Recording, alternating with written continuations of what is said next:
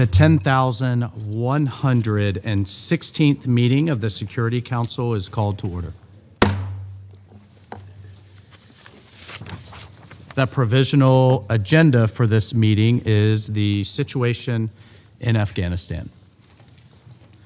The agenda is adopted. In accordance with Rule 37 of the Council's Provisional Rules of Procedure, I invite the representatives of Afghanistan, India, and the Islamic Republic of Iran to participate in the meeting. It's so decided. The Security Council will now begin its consideration of item 2 of the agenda.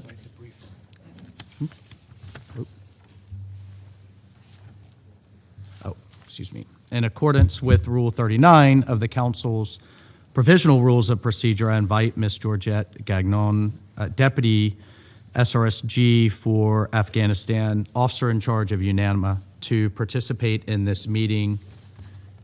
It is so decided.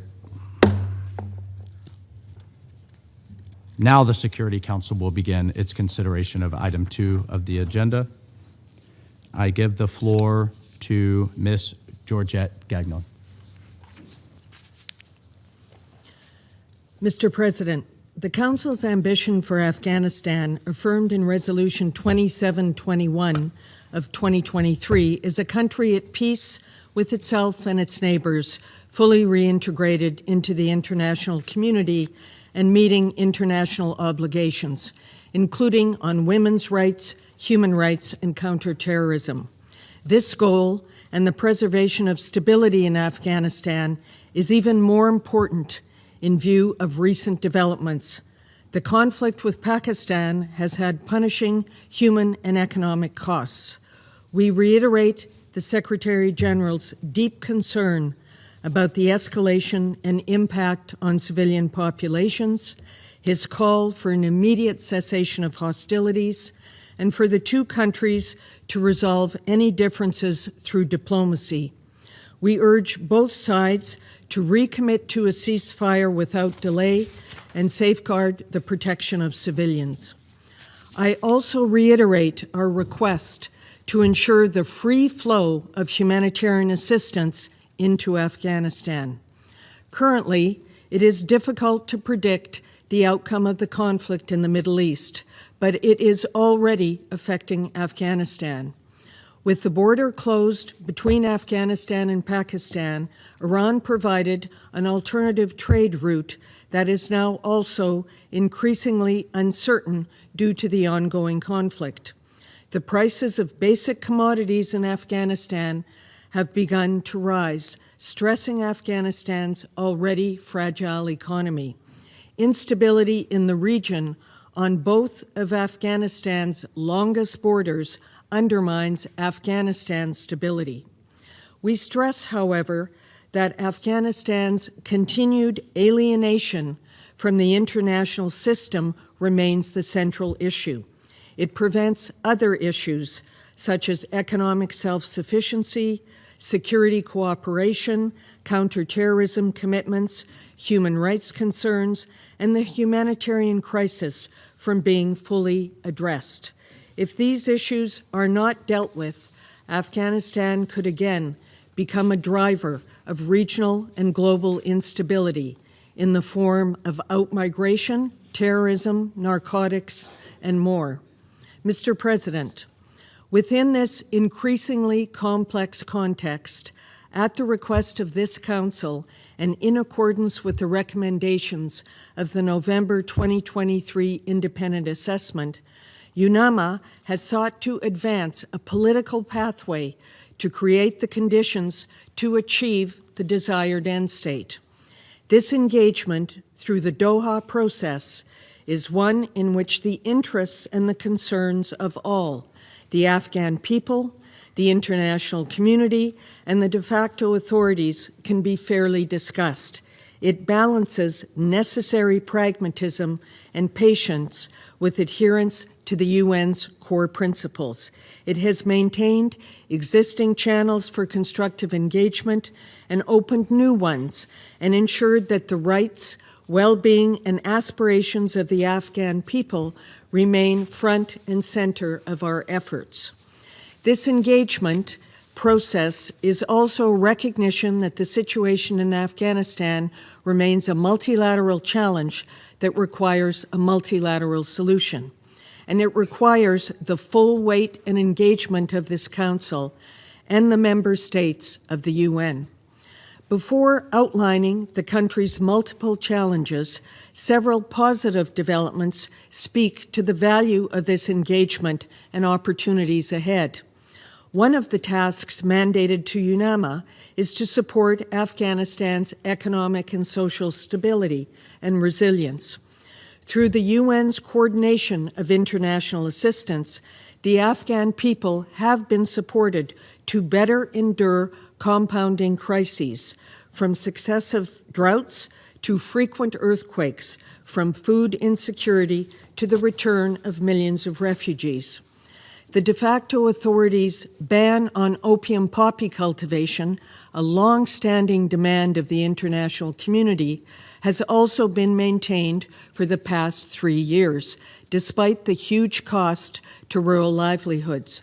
The latest UNODC survey results show the land given over to opium poppy cultivation in 2025 was just 10,200 hectares, 20% lower than in 2024, and a minimal fraction of the pre-ban levels recorded in 2022. More support from the international community is needed to maintain the gains made on counter-narcotics. Despite sanctions and limited revenues, the de facto authorities have initiated large-scale infrastructure projects that could contribute to Afghanistan's economic development if they can be completed. The country has also absorbed 5.5 million Afghans returning from neighboring countries since September 2023, with declining international assistance and without evident social breakdown. These developments have fed into constructive engagements in our political efforts. The working groups on counter-narcotics and enabling the private sector, which complement the broader Doha process, have achieved results. We've seen more robust expert exchanges, greater transparency, and the unlocking of more resources to support the Afghan people. The private sector is also one of the few areas where there is some space for Afghan women to exercise their initiative and independence. Mr. President, despite these developments, decisions of the de facto authorities and resulting alienation of Afghanistan from the international community undermines their declared efforts to achieve economic self-sufficiency. The policies the de facto authorities have imposed on the Afghan people, particularly on education for girls and women, have the effect of depleting the country's substantial human capital over the medium and long term. It remains an extraordinary act of harm against not only Afghan women and girls, but all Afghan people. The humanitarian situation is taxing the resilience of Afghan communities. Since 2021, international partners have responded generously to address urgent humanitarian needs. This year, however, the humanitarian crisis is worsened by significant funding cuts, growing needs, including due to large-scale return of refugees and policies of the de facto authorities that prioritize ideological rigidity over the well-being of the Afghan people. Restrictions on women working in the humanitarian sector is one clear example. Major urban centers are stretched far beyond their capacity. Years of economic deterioration and recurrent climate shocks have left families with less ability to cope and are driving new outmigration and secondary displacement. In 2026, humanitarian partners plan to reach 17.5 million Afghans through humanitarian appeal of US $1.71 billion. This places Afghanistan second globally in terms of people targeted and sixth globally on total funding requirements. This appeal is only 10% funded at present. The United Nations' ability to deliver assistance and reach Afghan women is impeded by a now 6-month ban on UN female national personnel being able to report for duty at their places of work. Their absence deprives the UN of their skills and experience and reduces our ability to provide vital support to Afghan women and the wider community. The restrictions are also a breach of international rules on the privileges and immunities of UN personnel and a violation of the UN Charter. We again urge the de facto authorities to lift these restrictions and allow our UN national female staff to return to their offices. The de facto authorities continue to be selective in their acceptance of the Afghan state's international obligations and display unwillingness to address key areas of concern. The unacceptable situation for Afghan women and girls continues. They are now entering their 5th year of almost total exclusion from public life and from education past grade 6. On girls' education, there are ways forward, and we urge the de facto authorities to resolve this issue. Their own decree suspending girls' education states that it is temporary until conditions permit. The international community is prepared to help create permissible conditions. This is a bridge that can be crossed. It would be hugely beneficial to Afghan society, to Afghan women and girls, now and into the future. It would send a positive signal to the world. Similarly, the recent Decree number 12 on criminal rules of courts further distances the Afghan people from realization of their human rights and the country's international obligations, and undermines hopes for a system that is responsive to people's needs and more inclusive of Afghanistan's diversity, with women and men treated as equals. The decree is discriminatory against women and religious minorities. Its vague wording opens the potential for misinterpretation and abuse. The decree, like the ban on girls' education, is another distressing sign that Afghanistan's leadership is indifferent to the concerns of the international community and the Afghan people. The de facto authorities also have a way to go to convince the world they are serious about meeting their counterterrorism commitments. While de facto authorities have been generally effective in combating ISIL-K, Afghanistan's neighbors continue to express concerns about extremism emanating from Afghanistan, in particular from groups affiliated with the de facto authorities, as detailed in the reports of the sanctions monitoring team. The unresolved issue between Afghanistan and Pakistan regarding the TTP has now led to an active conflict on the border between the two countries, which has included airstrikes in Afghan cities. More broadly, the potential threat of terrorism coming from Afghanistan remains a critical issue that concerns and unites the international community. Mr. President, we are grateful for the expressions of support to UNMA from this Council. Even more valuable and necessary is the continued attention and consensus of this Council and its active engagement on Afghanistan. The United Nations is the convener of the Doha process, but it is the member states that can best demonstrate and provide the incentives for reintegration. And it is the de facto authorities that must do more through their actions to show they are ready and interested in achieving this end state. We look forward to renewal of our mandate next week. At a time marked by instability across the wider region, and the continued backing of the Council is vital to reinforce avenues for principled and pragmatic engagement, considering Afghanistan's key role in regional and global stability. UNMA, with all UN agencies, funds, and programs, remains fully committed to advancing our shared objective articulated at the beginning of this briefing: an Afghanistan at peace with itself and its neighbors, reintegrated into the international system, and meeting its international obligations for the benefit of the Afghan people. Thank you. I thank Ms. Gagnon for her briefing. I now shall make a statement in my capacity as the representative of the United States.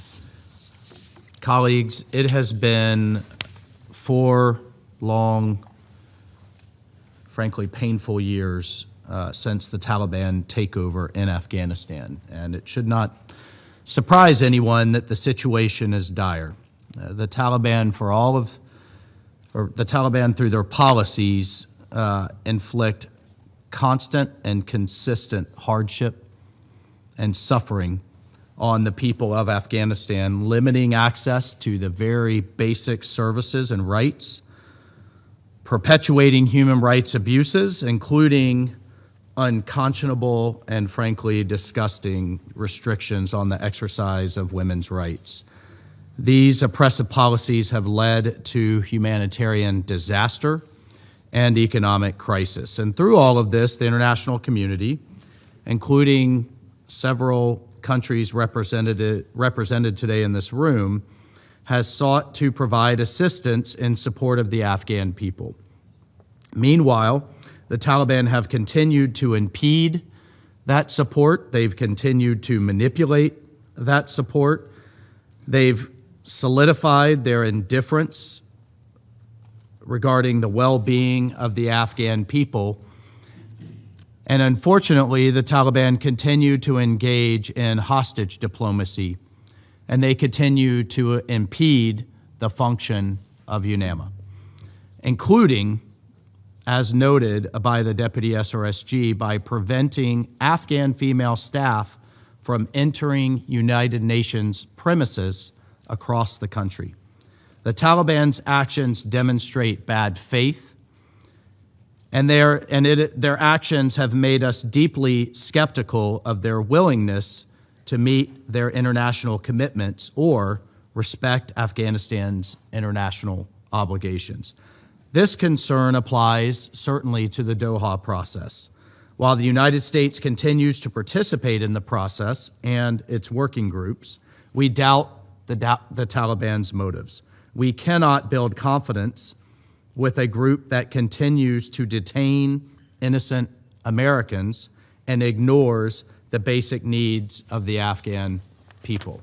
Colleagues, in light of the Taliban's intransigence, we must carefully evaluate the utility of international assistance and engagement in Afghanistan. UNAMA's budget is the largest of any special political mission in the world, even after a reduction in its 2026 budget by 15%. This council must consider carefully the funds we collectively provide for this mission's budget when the mission's female national staff are not even able to go into the office to work. The Deputy SRSG cited a $1 billion shortfall, a requirement for humanitarian aid. I would submit that perhaps the international community would be more willing to fill that shortfall if the Taliban were not excluding half of its own population from basic rights and responsibilities. The United States' top priority in Afghanistan remains the protection of U.S. citizens and of the U.S. homeland, which includes mitigating terrorist threats emanating from Afghanistan and securing the release of all those unjustly detained. We welcome last month's renewal of the mandate for the monitoring team for UN Security Council sanctions on the Taliban. Within the UN Security Council, we must condemn the Taliban for its engagement in hostage diplomacy and, again, for the disregard of the well-being of the Afghan people. Colleagues, the United States and dozens of countries dedicated and devoted billions of dollars of time and treasure and the lives of its citizens to improve Afghanistan's future. This Council must continue to demand responsible actions from the Taliban. The people of Afghanistan deserve no less. I thank you. I will resume my function as President of the Council. I now give the floor to Her Excellency Baroness Jackie Smith, Minister of State, Minister for Women and Equalities of the United Kingdom. Thank you, Mr. President, and thank you, Deputy SRSG Gagnon, for your insightful briefing this afternoon. Colleagues, let me first begin by expressing the United Kingdom's deep concern at the intensification of the Taliban's repression. We're appalled by the continued restrictions imposed on the women and girls of Afghanistan, including the ban preventing Afghan women from accessing UN spaces. Millions are being systematically excluded from society. As we heard from Afghan student Sunbul Rayhan in the opening session of the Commission on the Status of Women this morning, this is not an abstract concept, but a devastating infringement of women's rights, opportunities, and dreams, and it cannot continue. As we mark the beginning of the Commission on the Status of Women here at the UN, the United Kingdom stands in solidarity with the women and girls of Afghanistan, who deserve full, meaningful, and equal participation in all areas of life. We're dismayed by the Taliban's new criminal procedures directive, which legitimises domestic violence, embeds religious discrimination, and targets women and minorities. These oppressive measures must be rescinded. As my Foreign Secretary has said, the rights of all Afghans must be protected. Second, the United Kingdom is deeply concerned by the significant escalation in tensions between Afghanistan and Pakistan. We call for de-escalation and re-engagement in mediated dialogue. Finally, the United Kingdom is a long-standing and major donor to Afghanistan, providing over $200 million this financial year for vital life-saving and basic services support to the country's most vulnerable people, especially women and girls. We're therefore deeply dismayed by the Taliban's refusal to allow essential health and nutrition supplies over the border into Afghanistan. This is having a severe impact on the delivery of aid. It is vital that these goods are allowed to enter Afghanistan without obstruction and without delay. 22 million people across the country remain in dire need of humanitarian assistance. Colleagues, progress in Afghanistan requires the Taliban to engage meaningfully in the UN process. This is the path towards the goal which we collectively agreed in Resolution 2721 of an Afghanistan that is at peace with itself and its neighbours, fully reintegrated into the international community and meeting its international obligations. The United Kingdom supports the efforts of UN leadership and UNMA in this regard and looks forward to continuing to work together with our international and regional partners to this end. Thank you. I thank Her Excellency Baroness Jackie Smith for her statement. I give the floor to the representative of China. 谢谢主席。 Thank you, President. I thank Deputy Special Representative Gagnon for her briefing and appreciates the effort of UNMA to help Afghanistan rebuild, develop, and engage in dialogue with the international community. At present, Afghanistan is facing multiple challenges, including humanitarian development, counterterrorism, and human rights challenges. The Afghan government and all parties concerned should work together to promote the stabilization and development in Afghanistan and its early integration into the international community. I wish to make the following points. First, improving people's livelihood is a top priority. In Afghanistan, there are still nearly 22 million people in need of humanitarian assistance, with more than 30 million people living on less than $1 a day. Explosive remnants of war continues to cause civilian casualties, while the return of millions of refugees and frequent natural disasters further exacerbate the humanitarian crisis and development challenges facing the country. Regrettably, some countries have drastically reduced or even halted their assistance to Afghanistan, forcing many relief programs of the UN and international humanitarian agencies to shut down last year. As a result, problems such as food insecurity, public health challenges, and malnutrition among children and pregnant women have become even more severe.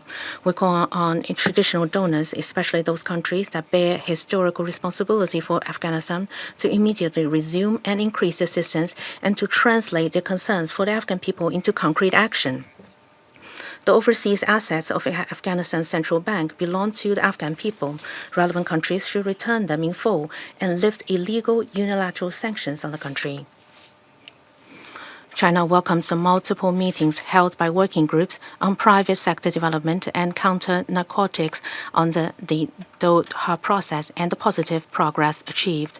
We support these working groups in playing a positive role in improving Afghanistan's financial system and promoting alternative livelihood, thereby helping Afghanistan strengthen its capacity for self-sustained development. Second, it is imperative to safeguard the basic rights and interests of the people. In recent years, Afghan girls have not been able to receive modern education beyond the 6th grade, and women's basic rights and interests, such as employment, access to healthcare, public services, and participation in social life, have become increasingly restricted. This not only harms the physical and mental well-being of Afghan women, but also does not contribute to social stability or economic development. We hope the Afghan authorities will demonstrate openness, inclusiveness, and a sense of responsibility by listening to the legitimate aspirations of their people and the reasonable concerns of the international community, promptly adjusting relevant policies and effectively safeguarding the basic rights of all people, including women, so as to gain greater trust and support from the international community. The prolonged inability of Afghan female staff members of the UN to return to their posts has directly affected the effectiveness of the international assistance to Afghanistan. We call on the Afghan authorities to lift the ban as soon as possible and facilitate the work of the UN agencies in the country. Third, eliminating terrorism is a foundation of security. According to the UN reports, terrorist groups such as ISIL-K, Al-Qaeda, ETIM, TTP, and BLA remain active in Afghanistan, posing serious threats to Afghanistan and its neighboring countries. In January this year, a terrorist attack on a Chinese restaurant in Kabul caused multiple casualties, including Chinese nationals. China strongly condemns and firmly opposes terrorism in all its forms and urges the Afghan authorities to conduct thorough investigation to establish the facts ASAP and bring the perpetrators to justice. We call on the Afghan side to recognize the grave harm posed by terrorism, strengthen counterterrorism or cooperation with regional countries, and resolutely eliminate all terrorist forces operating from Afghan territory in order to maintain regional stability and security. The recent escalation of conflicts between Pakistan and Afghanistan has caused heavy casualties on both sides. China is deeply concerned and saddened by this development. We call on both sides to remain calm and exercise restraint, realize ceasefire as soon as possible, and properly resolve the differences through dialogue and negotiation. China has been actively mediating the Pakistan and Afghanistan tensions through its own channels, and we stand ready to continue playing a constructive role in easing the situation and improving relations between the two countries. President, Afghanistan has endured decades of conflicts and turmoil, and its people long for peace and stability. Addressing the multiple challenges facing Afghanistan requires continued engagement and dialogue between the international community and Afghan authorities, with goodwill and sincerity from all sides to find effective ways to address each other's concerns. China welcomes the recent visit of USG DiCarlo to Afghanistan and supports continued constructive engagement between the UN and Afghanistan. We look forward to more substantive progress in the Doha process. The Security Council should adapt to the evolving situation and adjust the 1988 sanctions regime in a timely manner, particularly by resuming the package of travel ban exemptions, ASAP, to facilitate engagement and dialogue. The mandate of UNMA will expire in mid-March. As the penholder on Afghanistan in the Security Council, China will work to build consensus among Council members and support the smooth renewal of UNMA's mandate so that the mission can continue to play a positive role in advancing political settlement of the Afghan issue and promoting long-lasting peace and stability in Afghanistan. Thank you, President. I thank the representative of China for the statement. I give the floor to the representative of Russia. Mr. President, we thank the Deputy Head of the UN Assistance Mission in Afghanistan, Georgette Gagnon, for the assessment of the situation in Afghanistan that we just heard.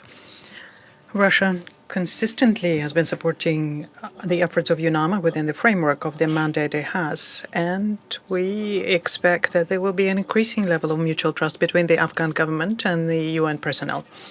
We have taken note of the report of the Secretary General on the situation in the country, and we would like to note the following. Despite the gloomy forecasts by Western states after the irresponsible withdrawal of foreign troops, Afghanistan has stood firm. The bet of the Afghan authorities on the development of a multifaceted regional cooperation aimed at building an independent and self-reliant state is already bringing in tangible results. It is obvious that despite all of the difficulties and the suffocating sanctions, painstaking work is being done to solve the problems accumulated over the years of occupation. But this is not a fast process. A country that for 20 years was on international assistance now more than ever needs our joint depoliticized support. Mr. President, Russia has consistently advocated and continues to advocate the development of a realistic, comprehensive approach in relation to Afghanistan. Its basis in objective analysis and a balanced assessment of the situation in the country. This is an imperative for which has no alternative and will have none. The key components here are genuinely constructive engagement on the part of the international community on the Afghan question, full consideration of the needs of the Afghans themselves, and a trust-based dialogue with the Taliban on all issues. And the success of such a dialogue depends entirely on the readiness of both sides for it, with a complete rejection at the same time of exerting pressure and blackmail. Such as depoliticized and a comprehensive approach is shared by all regional players without exception. First of all, the participants of the Moscow format and its regional quartet, as well as the CSTO and the SCO, including the CSTO Working Group on Afghanistan and the SCO Afghanistan Contact Group. Generally speaking, a pragmatic attitude is also embedded in the mosaic approach, which is promoted by UNAMA. At its core is engagement with the Taliban on all key problems, including diplomatic representation, lifting of sanctions, unfreezing of assets, combating terrorism and narcotics threats, and the protection of human rights. The key to Afghanistan's international reintegration lies in solving these issues in a timely manner and without preconditions. But attempts to promote a selective approach with an emphasis on those issues that Western donors are ready to discuss will not lead to the desired result and will only further delay prospects for resolving the Afghan issue. Against this background, it is regrettable that some Western donors have still not learned lessons from their past mistakes and still do not recognize the advantages of a broad dialogue with the Afghan authorities. They stubbornly speak to the Taliban in the language of ultimatums and impose on the UN, especially UNAMA, their line, which is doomed to failure. Colleagues, you cannot fail to realize certainly that through your actions you will jeopardize the future of the mission as a whole. It is hardly reasonable to expect that the Afghan authorities will be interested in maintaining a UN presence whose task will be just to serve the interests of the foreign interventionists expelled in August 2021. We also address the Secretary General, from whom we all expect the swift, soon appointment of a new head of UNAMA. And we expect that in searching for the most appropriate candidates, you will not only consult with the Security Council members, but also take into account the opinion of the Afghan authorities themselves. Ultimately, effective implementation of the mission's mandate will depend on their consent. Mr. President, we share the assessments of the UN Secretary General on the internal political situation in Afghanistan. We are concerned by the sharp escalation of armed clashes between Afghanistan and Pakistan, both friendly countries. We are convinced of the imperative of returning the situation to a political and diplomatic channel. We are ready to provide our friends with assistance and support. We also look forward to seeing the resumption of mutually beneficial interaction between them, including on the issues of combating terrorism. Concern here is caused also by the persistent presence of the ISIL Khorasan group. We see that the government is making serious efforts to combat terrorist threats, but unfortunately they are insufficient. Terrorists use any pretext, any opportunity to destabilize the situation in Afghanistan and beyond. ISIL fighters continue to receive external financial support and continue recruiting new members.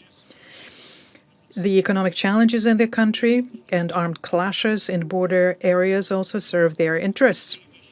In our close attention is the terrorist activity of foreign terrorist fighters who received experience in Syria and Iraq. And the situation is also worsened by the unclear fate of the weapons which were abandoned by NATO forces. Closely connected to the terrorism is a drug problem. We pay tribute to the achievements of the Taliban in combating opium poppy cultivation. However, it's too early to relax. Production of synthetic drugs in local Afghan laboratories is increasing. The efforts of the Afghan authorities alone are not enough. Wide international assistance is necessary to eradicate the drug threat, including through UNODC. The Russian Federation pays great attention to the socioeconomic situation in the country. And we note the selfless efforts of humanitarian agencies and their staff who are ready under difficult conditions to continue providing assistance to Afghans in need. We call on UNAMA to engage in its direct tasks to intensify efforts to unfreeze assets and facilitate development. And we address Western donors. If you truly, not in word but in deed, want to help the women and girls of Afghanistan, then assist in creating conditions for their lives in a stable and developed country. And this is especially important given the possible new wave of refugees who will be forced to return from neighboring Iran amid the armed aggression against it by Israel and the United States. Russia, on a permanent basis, provides assistance to the people of Afghanistan. We are committed to developing partnership ties with this country in all areas, including the area of regional security. We are interested in strengthening Afghanistan's trade and economic potential and dialogue with the representatives of local businesses within the framework of specialized forums my country is organizing. We closely monitor the developments regarding the protection of human rights and fundamental freedoms, including the inalienable rights to education and work for all Afghans without distinction based on ethnicity, religion, or gender. We monitor the dynamics and trends in forming a truly inclusive government with the participation of all ethnic and political groups in the country, and expect to see progress on these two tracks. Mr. President, the Russian Federation does sincerely support the aspiration of the Afghan people to live in a peaceful and prosperous country free of drugs and terrorism. The development of the situation in Afghanistan is something that will to a great degree determine the stability of the situation in the region as a whole. We call on the UN to ensure interaction with those Afghans who truly represent the real authorities and who indeed bear responsibility for what is happening in the country. It is only in this way that the existing problems can be resolved in Afghanistan and Afghanistan can become truly integrated into the international community. I thank you. I thank the representative of Russia for the statement. I give the floor to the representative of Denmark. Thank you, Mr. President. And I thank the Deputy Special Representative for her briefing and commend UNMA and all UN personnel in Afghanistan for their continued service under challenging conditions. Yesterday, the international community marked International Women's Day, reaffirming our collective commitment to gender equality and human rights. In Afghanistan, however, that commitment remains painfully out of reach. Allow me to raise 3 points.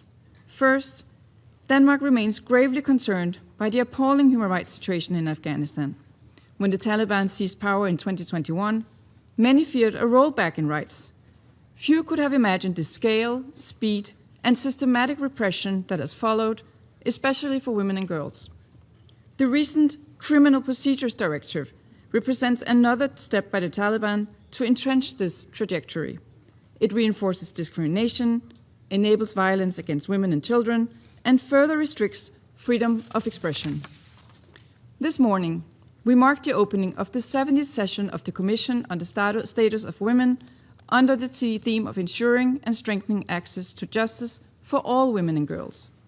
This could not be more urgent in Afghanistan, where a woman might face 3 months in prison for visiting her family without permission, while a man who breaks her bones risked only 15 days behind bars. This is not justice. It is codified discrimination and a clear violation of Afghanistan's international obligations. We must not allow such a systemic erosion of rights to become normalized. The rights of Afghan women and girls are universal and non-negotiable. Denmark demands that the Taliban immediately reverse this directive and other restrictive measures, including the ban on women's access to medical education. We also urge the Taliban to lift the ban of Afghan female UN staff without delay. The UN cannot serve the Afghan people effectively while its female staff are barred for their workplaces. Second, Mr. President, Afghanistan remains in the grip of a profound humanitarian crisis. Widespread food insecurity and alarming levels of child malnutrition persist. Climate-driven drought and water scarcity are worsening shortages and deepening vulnerabilities, especially for women and children. At the same time, women and girls continue to face significant barriers in accessing essential services, including healthcare and nutrition. Broader regional tensions raise further concern for civilian protection, displacement, and humanitarian access. The Taliban must ensure safe, sustained, and unhindered access for humanitarian workers across the country, including by guaranteeing the full, equal, and meaningful participation of women. We also stress the need to scale up support to the Humanitarian Response Plan for Afghanistan, which, as we heard, remains significantly underfunded. Third, Mr. President, the recent escalation between Afghanistan and Pakistan is deeply worrying. Afghan territory must never be used to threaten or attack any country. We underlined the importance of effective and sustained action against all terrorist groups operating in or from Afghanistan, including ISIL-K and TTP. Rather than providing cover, the Taliban must live up to its public promise to combat terrorist elements. The increase in cross-border attacks and reported strikes risk further destabilizing an already fragile region.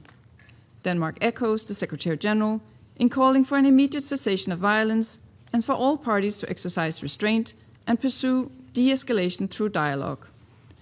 All parties must fully respect their obligations under international law, including international humanitarian law, and ensure the protection of civilians and civilian infrastructure at all times.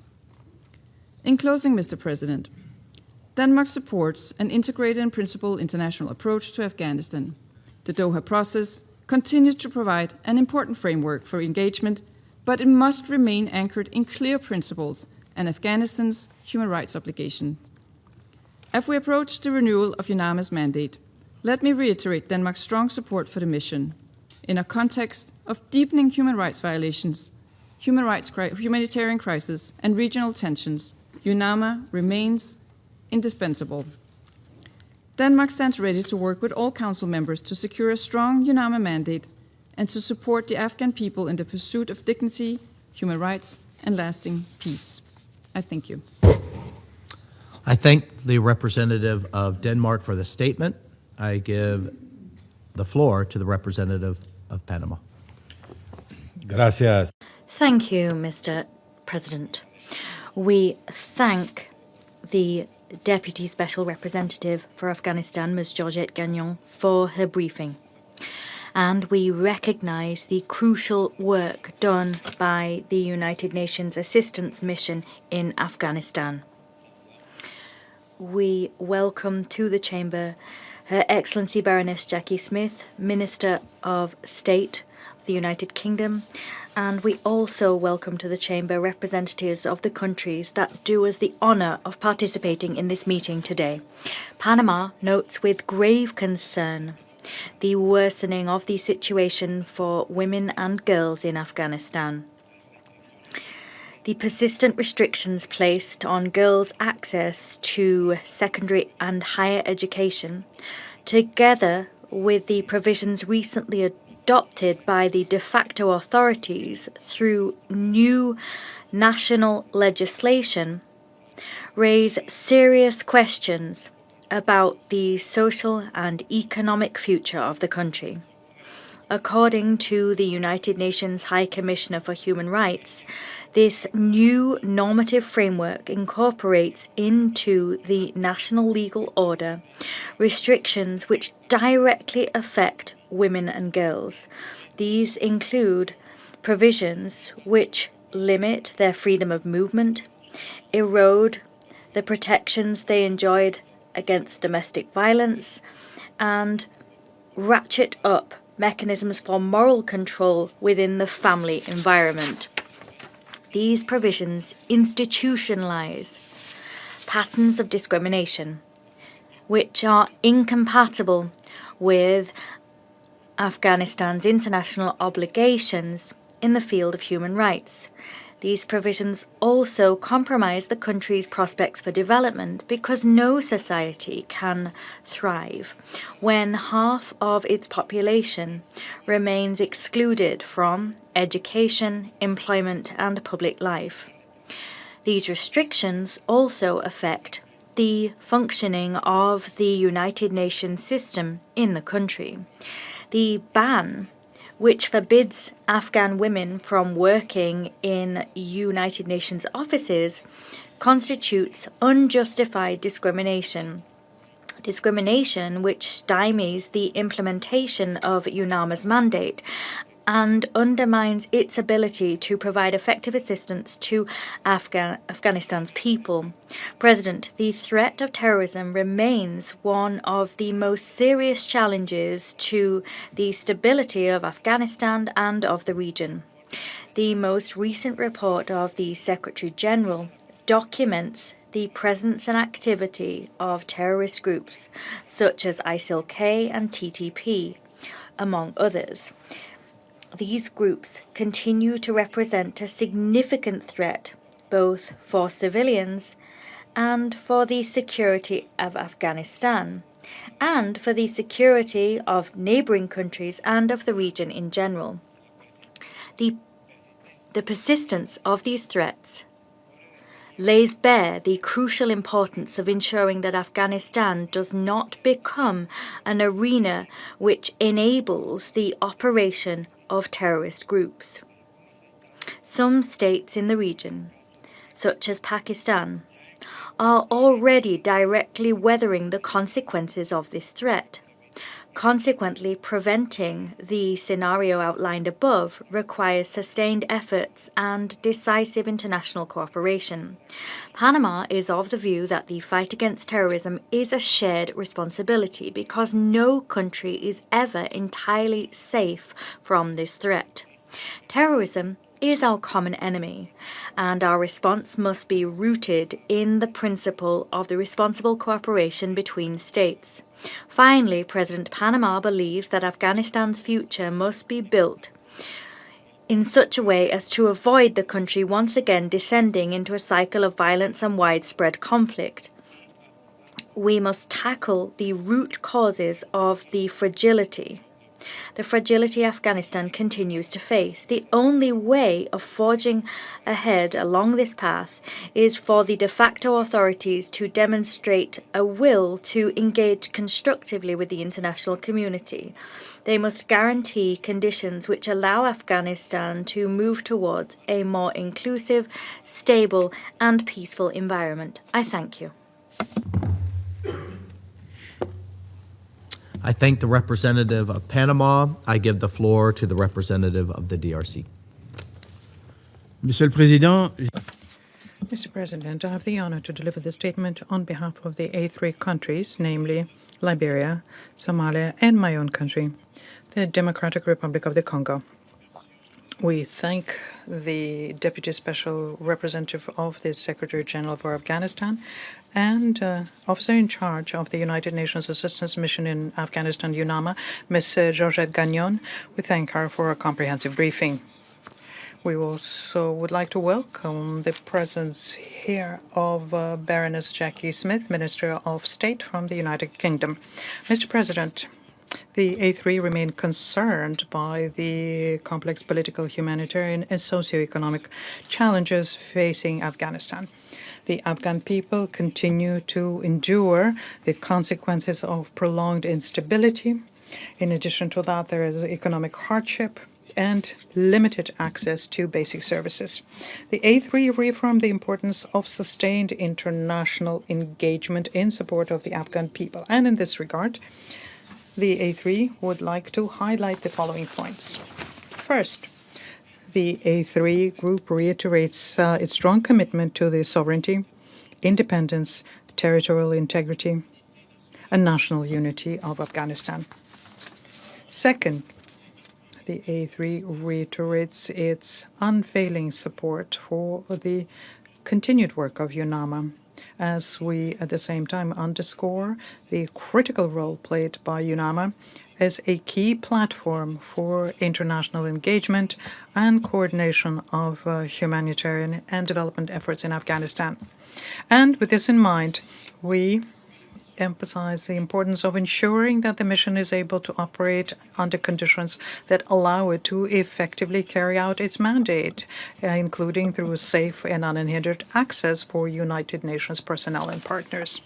Third, the A3 expresses its deep concern over the worsening humanitarian situation in Afghanistan as the cumulative effects of declining international assistance, large-scale return of displaced populations, natural disasters, and disruptions in regional trade continue to exert immense pressure on Afghan communities. The A3 is gravely alarmed by the sharp deterioration in food security, with 21.9 million people projected to need humanitarian assistance in 2026. The Humanitarian Needs and Response Plan for 2026 calls for 1.71 billion to provide critical life-saving support. And the A3 commends the persistent efforts of the United Nations and humanitarian partners working under extremely difficult conditions and urges donors to act swiftly to close the funding gaps. Fourth, the A3 considers that the full participation of women and girls is a cornerstone for Afghanistan's successful reintegration into the international community. We emphasize the fact that ensuring access to education, employment, fundamental freedoms, and meaningful participation in society will unlock the nation's full potential and uphold the dignity of its people. The A3 is also concerned by restrictions which prevent United Nations Afghan female personnel from accessing United Nations premises. In this regard, we call on the authorities to permit United Nations female personnel to return to their place of work. Fifth, the A3 remains concerned by the continued threats presented by terrorist groups operating within Afghanistan and reaffirms that its territory should not be used as a platform for terrorist activities which jeopardize regional and international peace and security. Furthermore, the A3 urges countries of the region to intensify support for efforts to address and counter threats from terrorist organizations operating in Afghan territory. In this regard, the A3 underlined the importance of the Security Council sanctions regime concerning Afghanistan and reiterates their support for the work of the 1988 Sanctions Committee.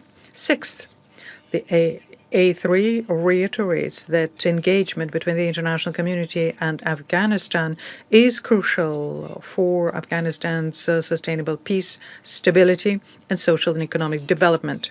We note the Secretary General's call on all members of the Doha process and the Afghan authorities to further engage in the proposed comprehensive approach as envisaged by Security Council Resolution 2721 of 2023 towards the objective of an Afghanistan fully reintegrated into the international community.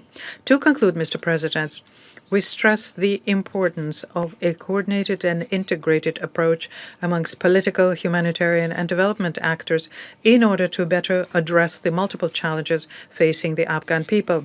The A3 reaffirms its steadfast solidarity with the people of Afghanistan and our commitment to help them in their pursuit of lasting peace, security, stability, and sustainable development. I thank you. I thank the representative of DRC for the statement. I give the floor to the representative of France. Monsieur le Président. President, I wish first and foremost to thank the Deputy Special Representative of Afghanistan, Ms. Georgette Gagnon.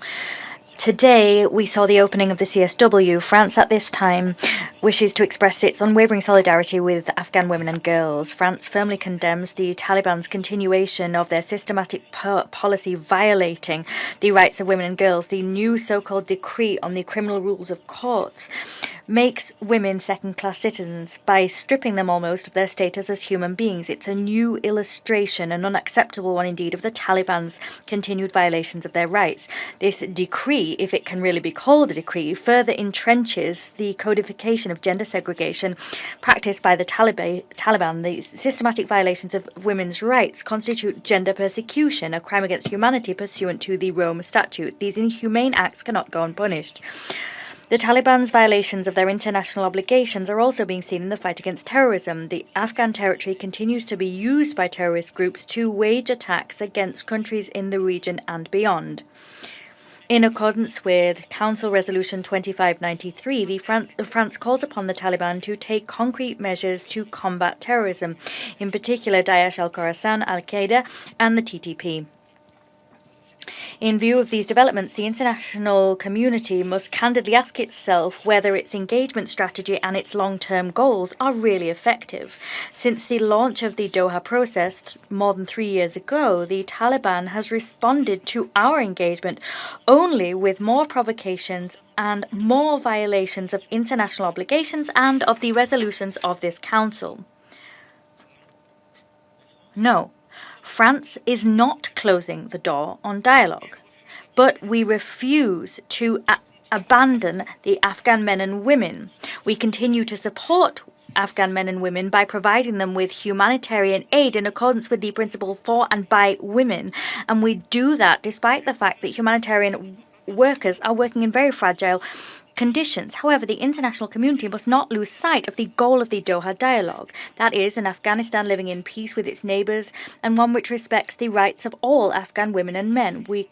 Let us recall that measures taken as part of the Doha process must be commensurate with the loftiness of that goal and the seriousness of the situation. President, France commends the work of UNAMA and that of all the agencies, funds and programs of the United Nations present in the country. We support UNAMA in the implementation of all of its mandate in all of its facets, including the facilitation of an inclusive political process and human rights protection. We welcome the recent visit made by the USG to Kabul to convey firm messages to the Taliban regarding the demands of the international community. The ban on Afghan women employees from them accessing UN processes was opposed by the Taliban 6 months ago and is unacceptable. These restrictions prevent UNAMA from implementing the mandate bestowed upon it by this Security Council. It's up to this Council to ensure that its resolutions are respected, beginning with resolutions 2593 and 2681. Finally, France calls for the expeditious appointment of a new SRSG. We reiterate our support for UNAMA as it discharges its political mandate. Thank you. I thank the representative of France for the statement. I give the floor to the representative of Bahrain. Mr. President, allow me at the outset to thank the United States of America, the President of the Council for this month, for convening this meeting. I also thank Ms. Georgette Gagnon, Deputy Special Representative for Afghanistan, Officer in charge of the United Nations Assistance Mission in Afghanistan, UNAMA, for her work and her valuable briefing. Mr. President, humanitarian, economic, human rights, and security challenges intersect in Afghanistan today with direct implications for regional stability.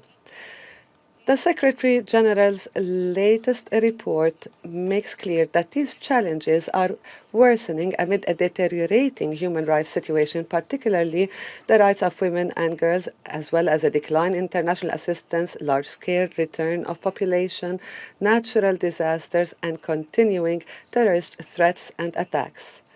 This situation requires a comprehensive response that addresses the root causes of the crisis and mitigates its cross-border repercussions.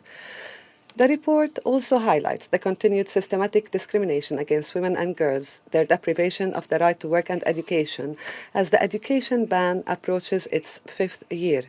The Kingdom of Bahrain reaffirms that lifting the restrictions imposed on women and girls is an indispensable step toward promoting stability and recovery. Additionally, the report notes that the restrictions preventing Afghan national female UN staff members from accessing their workplaces, these restrictions have now entered their 6th month. These restrictions undermine the mission's ability to implement its mandate and are inconsistent with the Charter of the United Nations. The Kingdom of Bahrain calls for their immediate removal. Mr. President, humanitarian needs remain immense. The report indicates that more than 21 million people will require humanitarian assistance in 2026. It also indicates that nearly 17 million people are facing acute food insecurity. The Kingdom of Bahrain calls for sustainable and flexible international support to ensure the continuation of essential services and the protection of the most vulnerable groups in a manner that promotes stability and reduces cross-border risks, including those posed by terrorist organizations. In light of the recent escalation between Afghanistan and Pakistan, we call on all parties to exercise restraint, prioritize dialogue and diplomacy, and avoid further escalation to spare both peoples the scourge of conflict. In conclusion, the Kingdom of Bahrain underscores the importance of the role played by UNMA as the main united presence in Afghanistan and its role in facilitating a coordinated and effective international engagement through the Doha process. In this regard, we commend the efforts of the State of Qatar in hosting this process and its continued support, contributing to advancing dialogue and enhancing regional coordination. We also welcome positive indicators of a decline in the cultivation of poppy and stress the importance of supporting alternative livelihoods and licit economy in ways that promote the development of the Afghan community and curb the illicit drug-related economy. The Kingdom of Bahrain reaffirms its commitment to supporting international efforts aimed at achieving security, stability, and prosperity in Afghanistan, and ensuring that it remains free of terrorism in support of international peace and security. Thank you, Madam President. I thank the representative of Bahrain for the statement. I now give the floor to the representative of Pakistan. Thank you, Madam President, for giving me the floor. It has been more than 4 years since the Taliban came to power. It was hoped that the Taliban would transform and evolve into a responsible governing entity and lead the country into a new era of peace and prosperity with good neighborliness and adherence to international obligations. As an immediate neighbor, in order to secure a peaceful and stable Afghanistan, Pakistan regularly facilitated dialogue and engagement with the Taliban authorities. Last year, for example, we had a series of high-level visits to Kabul, presenting a number of initiatives assisting in humanitarian relief efforts, offering bilateral trade incentives, liberalized visa regime, transit concessions, and participating in regional platforms to help Afghanistan integrate with the region and beyond.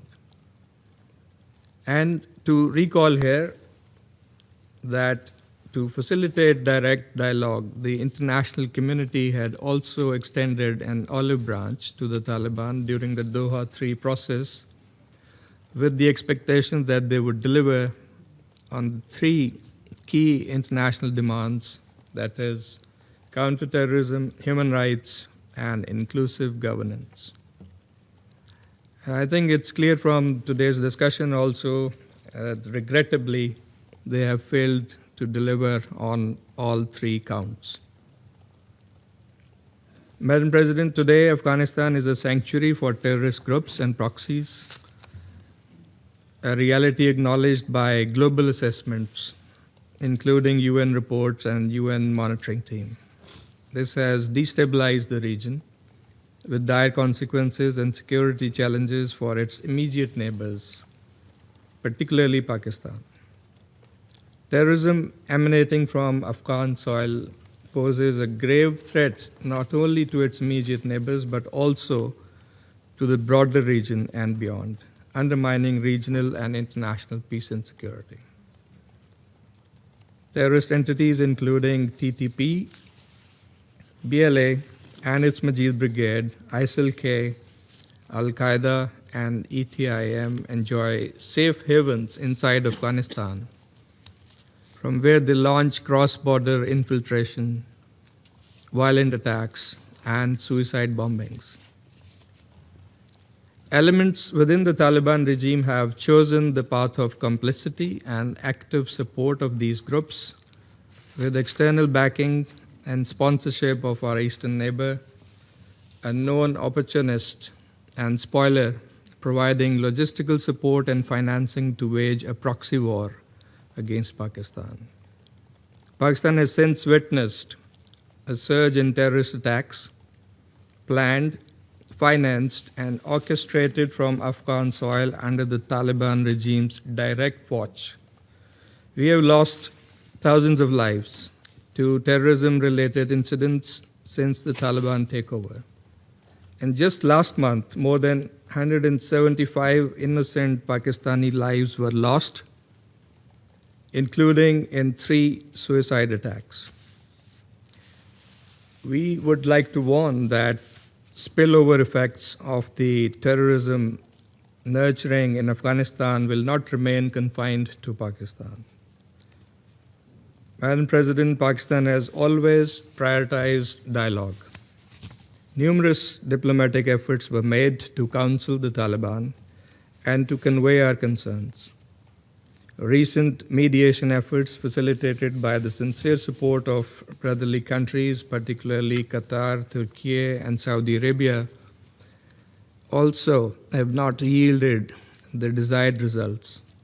The Taliban's continued failure to undertake substantive action, their rigid reluctance to provide assurances and guarantees, and refusal of their leadership to publicly denounce and condemn terrorist groups such as the TTP and BLA highlights the scale of their complicity and active support. Terrorist groups are collaborating through joint training, illicit weapons acquisition, and coordinating attacks. But Pakistan will not sit idle while suffering from terrorist acts from across the Afghan border that target our border posts, law enforcement agencies, and civilian infrastructure, including public spaces of worship and schools. We have confiscated large caches of sophisticated military-grade modern equipment left behind by foreign forces in Afghanistan during our counterterrorism operations. Madam President, after showing maximum restraint, on 21st and 22nd of February, Pakistan carried out intelligence-based selective targeting of 7 terrorist camps and hideouts belonging to the TTP and its affiliates and the ISIL-K and the bordering regions with precision and accuracy. But on 26th February, the Taliban publicly declared their decision to initiate hostilities against Pakistan across multiple border locations with unprovoked firing and shelling of border posts and military installations. In exercise of its right to self-defense, Pakistan took retaliatory measures against hostile targets and logistical bases used by terrorist groups. Our actions have been proportional, based on careful planning with necessary due diligence and directed solely against identified terrorist camps and support bases. Pakistan will take all necessary defensive measures for the protection of its citizens, territory, and sovereignty. Our counterterrorism operations will continue for as long as it takes to degrade the combat capabilities of terrorist groups and support infrastructure. While UNMA mentions the reported civilian casualties during cross-border clashes, it has not presented a realistic overview of Afghanistan's security dynamics and efforts to prevent illicit trade and destabilizing accumulation of small arms and light weapons and their diversion in Afghanistan and the region, as mandated by the Council. The presence of terrorist entities in Afghanistan cannot be delinked from the security situation.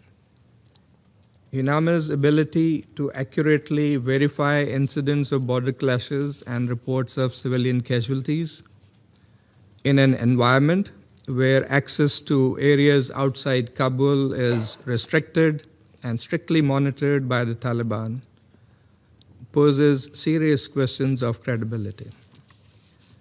Madam President, ordinary and vulnerable Afghans are suffering from Taliban's inhumane restrictions and misplaced priorities, sanctions, a dysfunctional banking system, drying up foreign aid, poverty, terrorism, narcotics, and human rights violations weigh heavily on Afghanistan's socio-economic landscape, a direct result of Taliban's reckless behavior.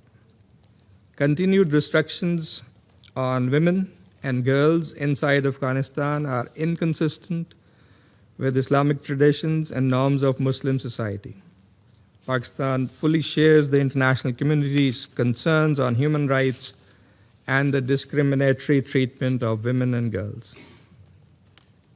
Increasing financing gaps in humanitarian needs and response plan for 2026, requiring $1.71 billion for basic needs, demonstrates lack of support for a regime that is willing to sacrifice the welfare of its people for its own flawed policies. Madam President, for over 4 decades, Pakistan welcomed millions of Afghan refugees despite constraints and inadequate international support, coping with the huge caseloads of illegal Afghans without documentation, posing a serious threat to our security.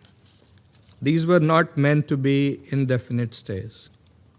While we continue to extend all possible facilitation, the international community must shoulder its responsibility, share this burden, and uphold commitments which have been long delayed, unkept, and at times reversed. Shifting the blame of Afghanistan's woes to the inflow of returnees does not reflect ground realities either. Madam President, Pakistan has consistently advocated for sustained engagement with Afghanistan. We look forward to the next steps of the UN-led Doha process and action plan for its mosaic approach to address Afghanistan's multifaceted challenges comprehensively with well-defined objectives and a realistic roadmap as the only viable pathway to lasting peace in Afghanistan. Without reciprocity from the Afghan Taliban regime, we fear that we go nowhere. As immediate neighbors bound by geography with deep-rooted ties, cultural linkages, and fraternal bonds, no country desires peace and stability in Afghanistan more than Pakistan. And no country has suffered more from the consequences of decades of conflict and instability in Afghanistan than Pakistan. We wish to see a peaceful, stable, interconnected, and prosperous Afghanistan at peace with itself and its neighbors, a point also highlighted by the Deputy SRSG. Pakistan's demand from Afghanistan has always been singular and clear: verifiable and non-reversible action against terrorists. This demand remains unmet to date. The Taliban must first and foremost ensure that their territory is not used for terrorism against neighboring countries and take demonstrable steps to deny space to terrorist groups and proxies. I thank you. I thank the representative of Pakistan for the statement. I now give the floor to the representative of Greece. Thank you, Madam President. I would like to thank Deputy Special Representative Georgette Gagnon for her insightful remarks.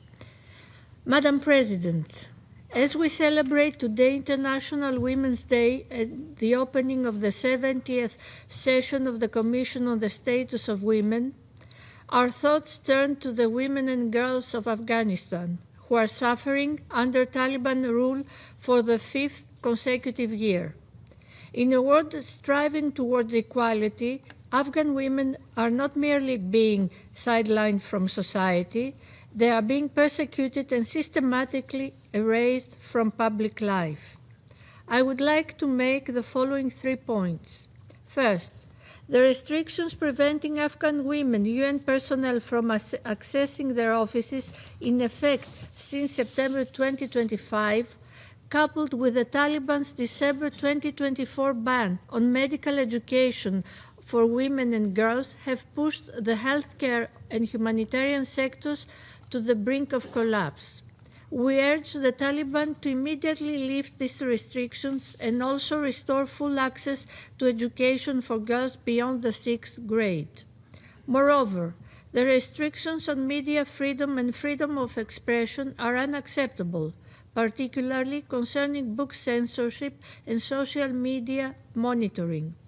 We are also deeply concerned by the rising incidence of corporal punishment, public executions, arbitrary arrests and detentions, extrajudicial killings, as well as torture and ill treatment of the Afghan population.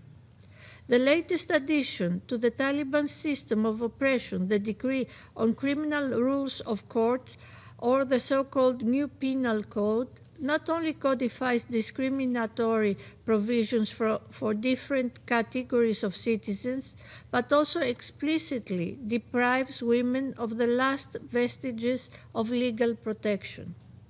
In view of the above, we support all means of accountability, including the recently established independent investigative mechanism for Afghanistan. At the same time, we reiterate our call on the Taliban to honor Afghanistan's international commitments, particularly the Convention on the Elimination of All Forms of Discrimination Against Women. Second, we share the Secretary General's concern over the recent cross-border clashes between the Taliban and Pakistani security forces, which have resulted in numerous civilian casualties, including women and children, and the destruction of civilian infrastructure. We reiterate that the protection of civilians and strict adherence to international humanitarian law are of paramount importance. We call for a lasting cessation of hostilities through de-escalation, dialogue, and mediation of efforts.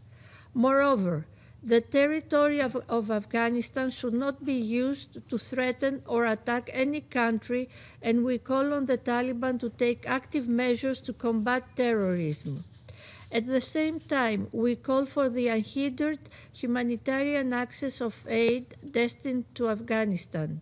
As the country grapples with multiple humanitarian challenges, including acute food insecurity, recurring public health emergencies, and natural hazards, as well as unprecedented numbers of returnees, the continuation of hostilities poses a challenge to the effective delivery of life-saving assistance to the most vulnerable populations.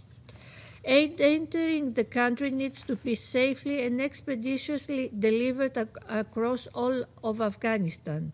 Third, Greece reiterates its full support for UNMA and the upcoming renewal of its mandate in its entirety, including provisions on human rights.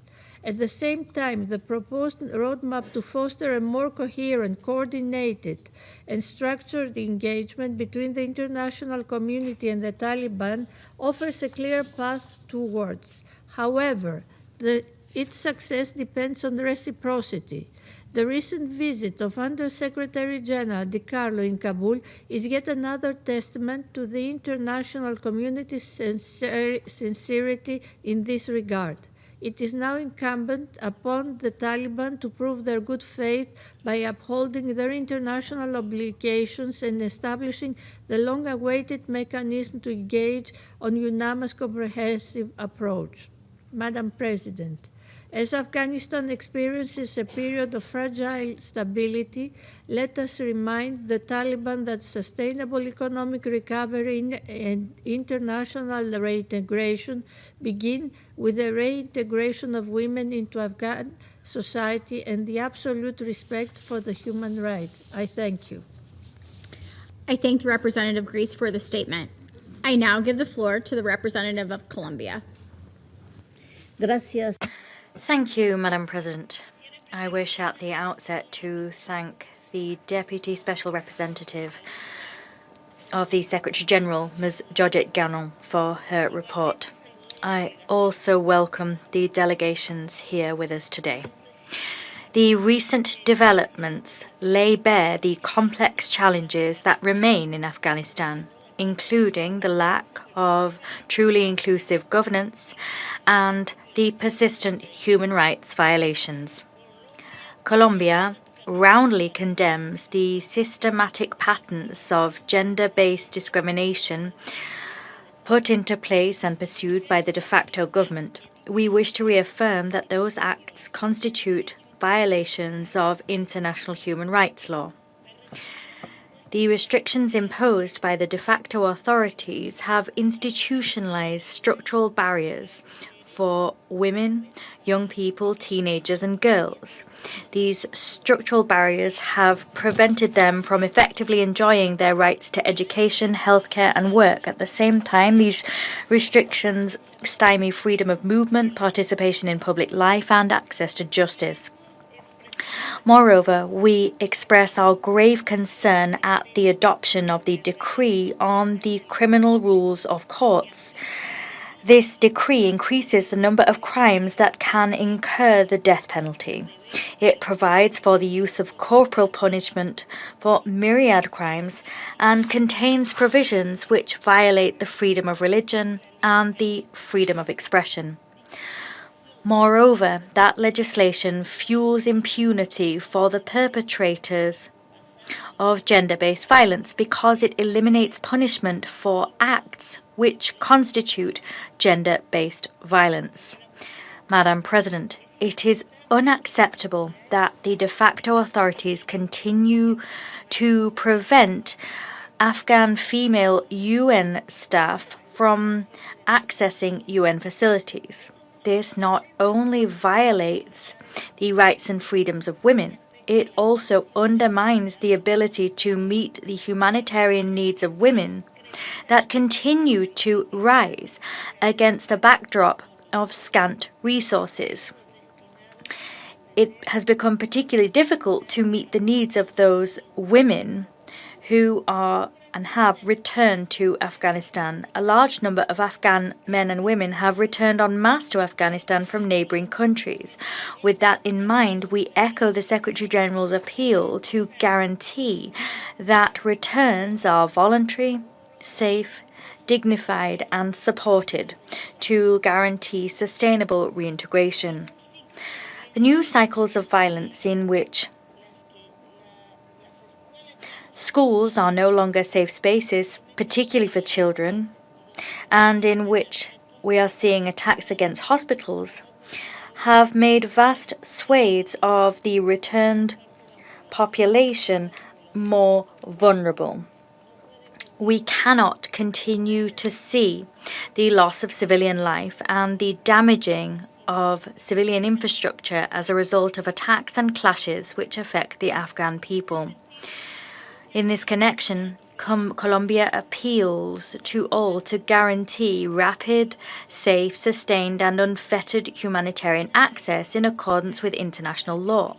This is crucial in order to ensure that humanitarian personnel, including female humanitarian workers, are able to provide the assistance and essential services required by civilians. Let us here recall that respecting and enforcing international law under all circumstances and without exceptions is an obligation which itself includes protecting civilians and the infrastructure critical to their survival.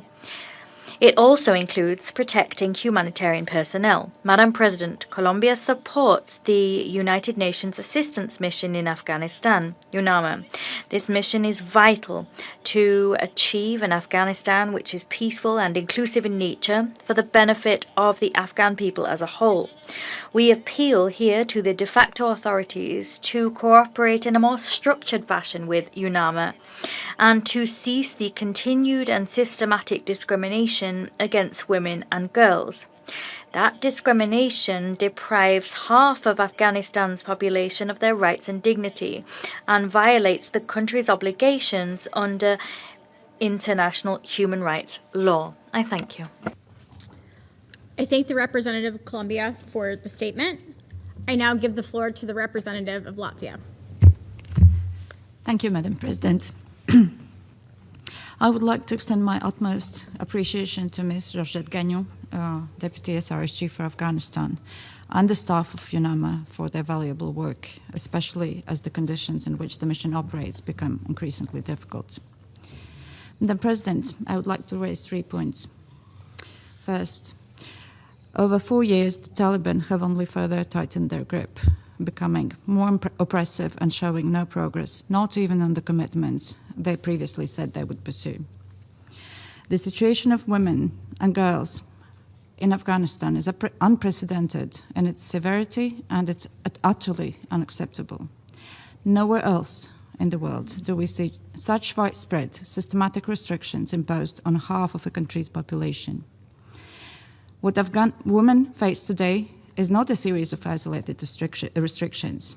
Since 2021, at least 118 discriminatory edicts against women and girls have been issued.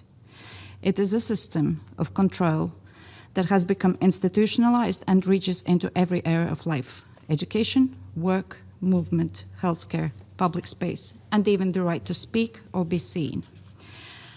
And it is difficult, how can one even imagine that while banning women from public space, education, and healthcare would somehow let Afghanistan become a peaceful and prosperous country? There is no chance that can happen. The Taliban are now building a legal framework that erases women's safety and dignity, and let me illustrate this. Under the newly introduced decree on the criminal rules of courts, even severe violence against wife is treated as a minor offense. Article 32 of the decree makes this painfully clear, and I will quote: "If a husband beats his wife so severely that it results in a broken bone or an open wound, or a black and blue wound appears on her body, and the wife appeals to a judge, then the husband will be considered an offender. A judge should sentence him to 15 days imprisonment." End of quote. This tells every Afghan woman that her suffering is worth only 15 days of punishment, and only if she can show visible wounds while being forced to cover her body, and only if she can reach a judge while being accompanied by a male guardian who may well be her tormentor. And it tells every perpetrator that violence carries almost no cost. It is hard to see a starker illustration of the complete absence of access to justice, especially today, as the Commission on the Status of Women opens its 70th session with a focus on this very issue, and as we underscore the urgency of rights, justice, action on the International Women's Day.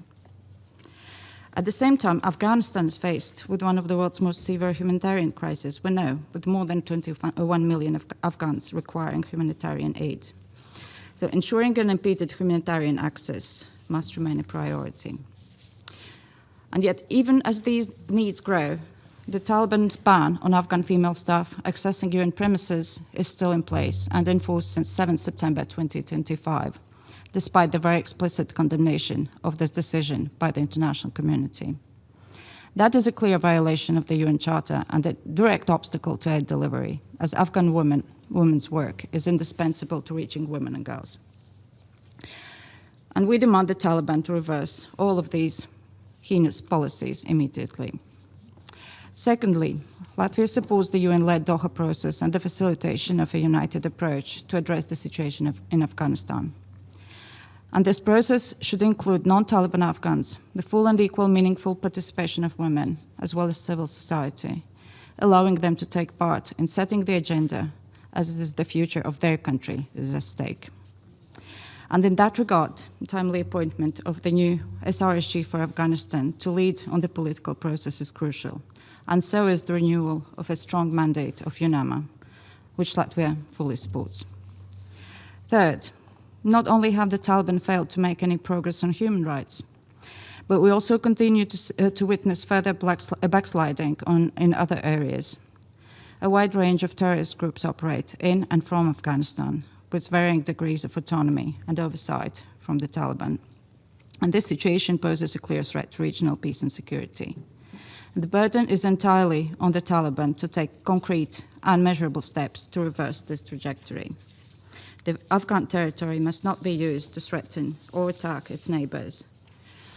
In the light of the ongoing hostilities on the border between Afghanistan and Pakistan, we join the calls for restraint and that protection of civilians should remain an absolute priority, and all feasible precautions must be taken to prevent further civilian harm and for enabling humanitarian assistance. Madam President, the world shall not look the other way as the Taliban continue to erase half of Afghanistan's population and actually getting away with it. So we call on the international community to remain vigilant and to stand in steadfast support of the people of Afghanistan, especially women and girls, and Latvia will. I thank you. I thank the representative of Latvia for the statement. I now give the floor to the representative of Afghanistan. Madam President, let me begin by congratulating you on assuming the presidency of the Council and for your leadership during the month of March. I also thank you for convening this important meeting on the situation in Afghanistan. We also appreciate the strong joint press statement issued prior to this meeting. I'm grateful to the DSRSG, Madam Gagnon, for her detailed briefing. I thank the previous speakers for reaffirming their support for the people of Afghanistan, particularly women and girls. Madam President, yesterday marked the International Women's Day, an important moment to reflect on the challenges faced by millions of women around the world. I wish to pay tribute to the courage and determination of all women, especially the women of Afghanistan, who are engaged in a historic struggle for freedom, justice, and lasting peace. The most meaningful way to honor their commitment and sacrifice is to support their efforts to reclaim their rightful place in society and in the international community. Madam President, in five months, it will mark 5 years since the Taliban imposed their rule in Afghanistan. It is now evident to the international community and to this Council that during this period, the Taliban have taken no meaningful steps toward change, moderation, or engagement with the realities and needs of the people of Afghanistan. On the contrary, their policies have grown increasingly rigid, exclusionary, and repressive. Afghanistan continues to face a profound social, humanitarian, economic, and political crisis, a crisis that is the direct result of Taliban's policies and governance based on repression and intimidation. The systematic deprivation of women and girls of their fundamental rights and freedoms, the dismantling of inclusive institutions, widespread human rights violations, targeted killings of former security forces and civilians accused of armed opposition, rising poverty, and deepening despair have collectively pushed Afghanistan toward isolation and toward the brink. Women and girls have effectively been erased from public life. Civic space has collapsed. Economic structures have deteriorated dramatically. An entire generation is being denied education and opportunity. These, Madam President, are not unintended consequences. They are the foreseeable results of deliberate policy choices. The United Nations, international partners, and donor countries have played a crucial role in preventing a large-scale humanitarian catastrophe, and we express our sincere appreciation despite the many challenges and impediments. However, humanitarian assistance is not a sustainable solution. It cannot substitute for political legitimacy, responsible governance, or sustainable economic recovery. The recent decline in humanitarian funding against a backdrop of persistent and growing needs is deeply alarming. Madam President, the Taliban, who were themselves a primary driver of instability over the past 2 decades, now speak of bringing security and stability, yet their actions tell a very different story. A nation has effectively been pushed into isolation and taken hostage by a male-dominated group, ruling through coercion, centralized authority, and distorted interpretation of Islam against the will of the Afghan people.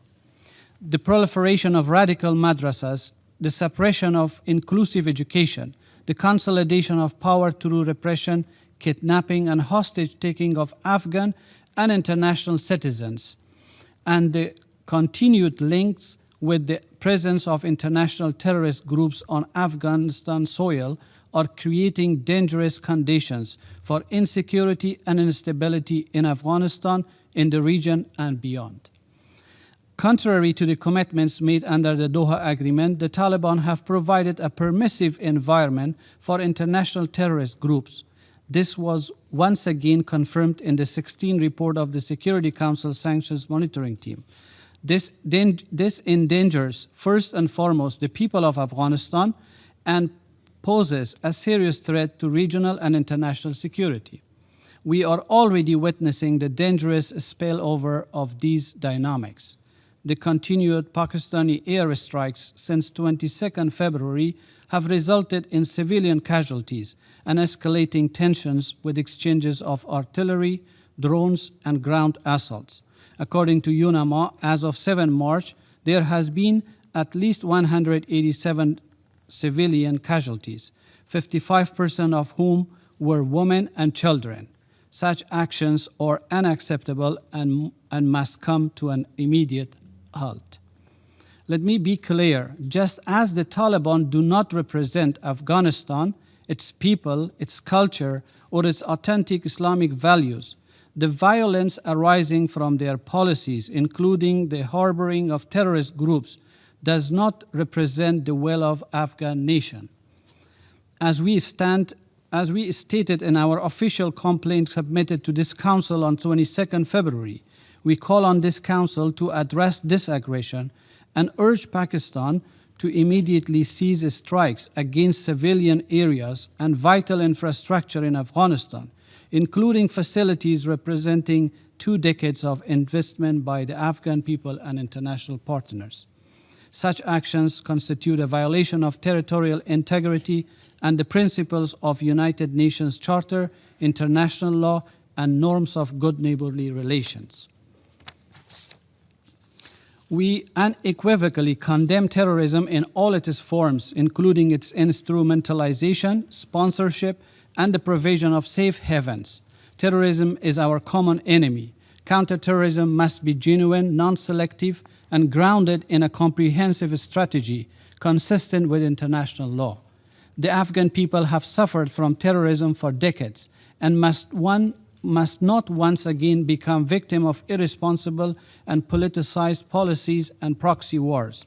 Combating terrorism in Afghanistan can only be achieved through a responsible, legitimate, and inclusive government, one that reflects the will of the Afghan people and honors Afghanistan's international obligations. Madam President, after 5 years, the status quo in Afghanistan is neither acceptable nor sustainable. Efforts under so-called pragmatic engagement to normalize or accommodate this reality will not bring peace, stability, or prosperity. What is needed now is a renewed and coordinated international engagement under the leadership of the United Nations with the support of this Council to facilitate the emergence of a legitimate and inclusive political and constitutional order grounded in the will and aspirations of the Afghan people. Any essential engagement with the Taliban must remain principled and conditional, linked to measurable progress on human rights, inclusive governance, and counterterrorism. Accountability mechanisms, including the independent investigative mechanism in Geneva, and humanitarian and economic assistance to Afghan people must be supported. In this regard, the role of UNMA remains essential. As we consider the renewal of its mandate, we express appreciation to the UNMA team for their continued efforts and support the extension of its mandate. At the same time, a strong and effective mandate, together with the appointment of a capable, impartial, and dedicated special representative of Secretary General committed to human rights principles, will be critical to ensuring the balanced implementation of all 3 pillars of the mandate, including the political component. The Security Council has a central responsibility. What is required is a unified, principled, and coherent approach. Only through such an approach can we help create the conditions for emergence of a responsible, accountable, and inclusive government that respects the fundamental rights of all Afghans, including women and girls, and fulfills Afghanistan's international obligations. Madam President, allow me to conclude by outlining what the people of Afghanistan seek. They seek a country where every child can go to school. They seek a system where women can work, learn, and live with dignity. They seek accountability for those who torture, execute, and oppress, not impunity. They seek counterterrorism measures that are principled and lawful, not selective and politicized. They seek governance that reflects Afghanistan's diversity, not one that excludes. These are aspirations of Afghan people. These are universal rights. These are the commitments Afghanistan accepted when it joined this organization in November 14, 1946. We committed ourselves to faith in the fundamental human rights, in the dignity and worth of the human person, and in the equal rights of men and women. And those commitments do not expire because the Taliban says so. The people of Afghanistan, who have endured decades of conflict and hardship, deserve peace, dignity, justice, and hope. Our collective responsibility is to stand with them and ensure that Afghanistan moves toward ensuring peace, stability, and prosperity. I thank you. I thank the representative of Afghanistan for the statement. I now give the floor to the representative of India. Madam President, I congratulate the United States for assuming the presidency of the Council and thank you for giving me the floor. I thank Ms. Georgette Gagnon, the head of mission and deputy SRSG of UNMA, for her briefing. India has deep-rooted and civilizational bonds with our contiguous neighbor Afghanistan. Our history of close ties keeps guiding us in the current context, a situation when the proud people of Afghanistan need the world's assistance. Over the years, India has continued to strongly advocate for peace and stability that could aid development in Afghanistan. Our participation in the Doha Working Group meetings underlines this commitment. Madam President, India prioritizes capacity building and humanitarian assistance initiatives for the Afghan people. With more than 500 development partnership projects spread across all 34 provinces of Afghanistan, we are deepening our engagement in healthcare, public infrastructure, and capacity building. We continue to work with UN agencies as well as with agencies such as the Afghanistan Red Cross Society in food security, healthcare, education, and sports. The visits of Afghan ministers last year are helping us ensure that this aid is reaching those who need it the most. Since the last briefing in December 2025, India has made significant progress in advancing healthcare support in Afghanistan. Development projects approved earlier, including the establishment of a thalassemia center, an oncology center, a trauma center, a modern diagnostic center, and the replacement of the heating system at the Indira Gandhi Institute of Child Health, and the construction of a 30-bed hospital, all in Kabul, as well as the construction of 5 maternity health clinics in Paktika, Khos, and Paktia, are progressing steadily. In the last 3 months, which is the reporting period for the UNSG's report, India delivered more than 1 million doses of immunization vaccines for children and 9.5 tons of anti-cancer medicine. In the coming months, we aim to deliver over 17 million additional doses of preventive vaccines to further strengthen Afghanistan's national immunization program. This is India's investment in the future of Afghanistan. Over the past 4.5 years, my country has supplied 50,000 tons of wheat, 380 tons of medicines and vaccines, and 40,000 liters of pesticides.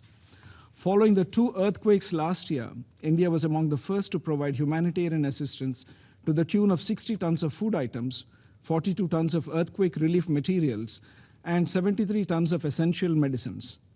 In partnership with the UN Office on Drugs and Crimes, we have provided 68 tons of medical supplies and 32 tons of social support items for the rehabilitation of drug addicts.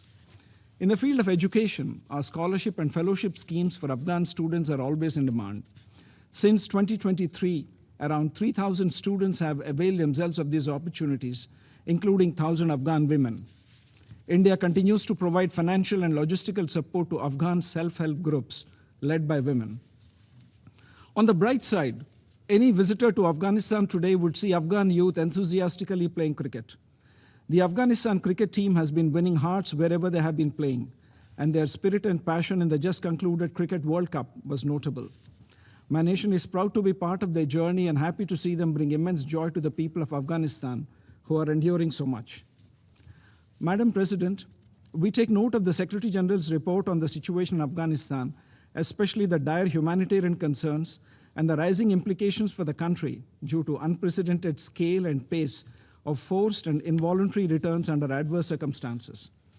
Acute food insecurity and climate and natural hazards have led to 45% of the population requiring humanitarian assistance this year, which is a dire situation that needs the world's attention. These significant vulnerabilities necessitate more efforts towards addressing food security, healthcare, water security, and other shelter challenges. The returnees need to be provided housing, basic services, and livelihoods.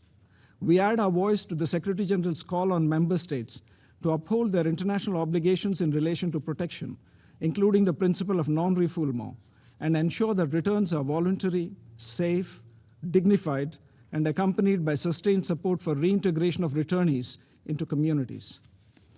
The Secretary General's report also expresses deep concern at civilian casualties caused by cross-border armed violence. We reiterate and support the Secretary General's call urging compliance with obligations under international law, including international humanitarian law, and ensuring protection of civilians. India strongly condemns the airstrikes on Afghan territory, which are flagrant violations of international law and the UN Charter and the principle of state sovereignty. It's hypocritical to espouse high principles of international law and Islamic solidarity on the one hand, while mercilessly carrying out airstrikes during the holy month of Ramadan that have killed 185 innocent civilians as of 6th March, around 55% of whom are women and children, and displaced over 100,000 according to the UNMA on the other.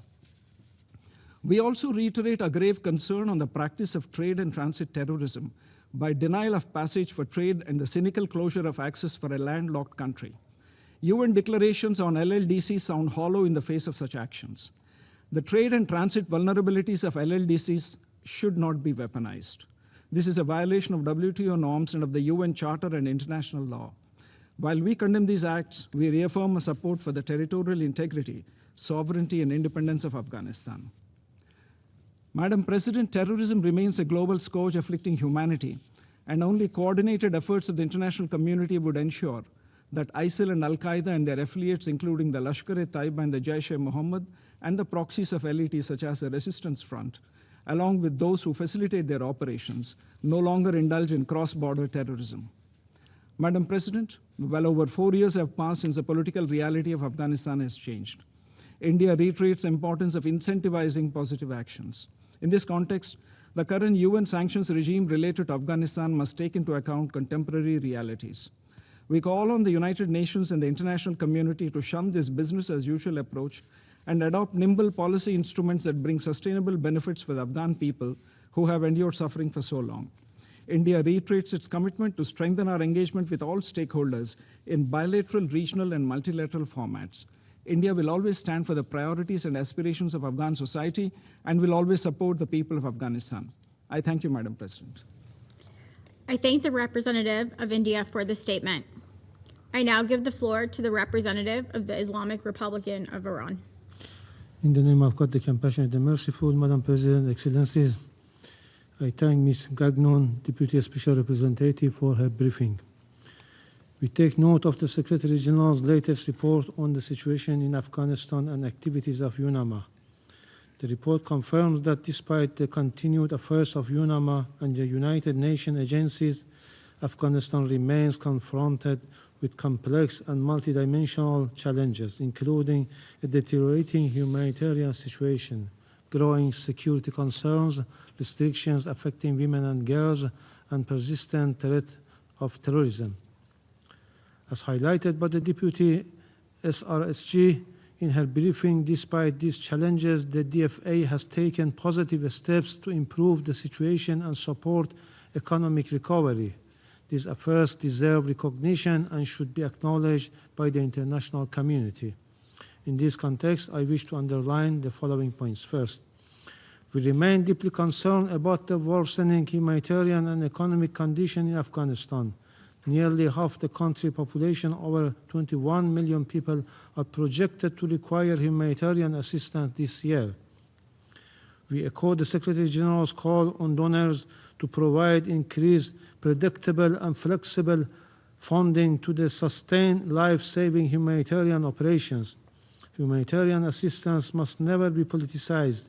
Sanctions must not hinder Afghanistan's economic recovery and stabilization, and Afghan national assets frozen abroad should be released without delay so that they can be used to address the urgent needs of Afghan people. Second, the continuation of international engagement with the de facto authorities remains essential for advancing stability in Afghanistan.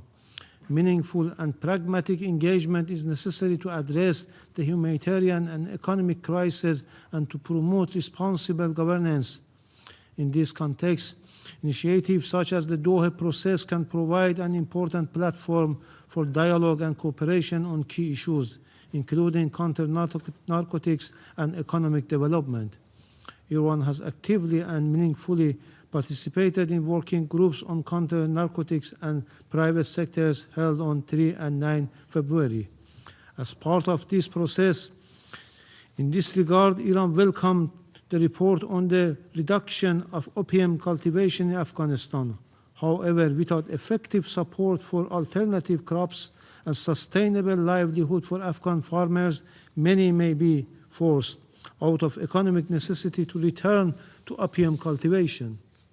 Third, the continued deprivation of women and girls of their rights to education and employment in Afghanistan is a matter of serious concern. Such restrictions on education, employment, and public participation are incompatible with the teaching of Islam and with human dignity. We call on the de facto authorities to reserve these restrictions.